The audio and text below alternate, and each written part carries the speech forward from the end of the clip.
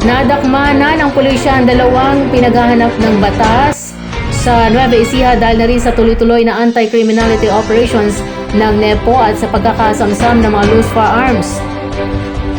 Sinabi ni Police Colonel Richard V. Caballero, Provincial Director NEPO, na bandang alas 7 Gs ng umaga na magsagawa ng search warrant ang mga elemento ng Palayan City Police Station sa Barangay Atate, Palayan City laban sa isang 42 anyos at residente ng naturang lugar dahil sa hinihinalang pag-iingat ng mga iligal na baril.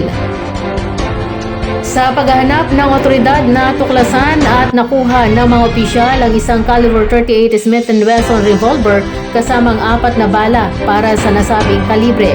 Ang paghahanap at pag-imbentaryo ay isinagawa na sinaksihan ng mga opisyal ng barangay.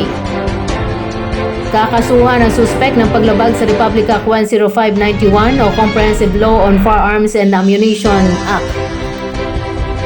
Samantala, dakong alas 10:45 ng gabi na magsagawa ng Manhunt Charlie Operation ang mga elemento ng Nampikuan Police Station sa Barangay Maturanok, Guimba, Nueva Ecija na nagresulta sa pagkakaresto kay Ivory Milet Mortos Idamo, 28 anyos, residente ng Barangay Cavite sa nabanggit na bayan.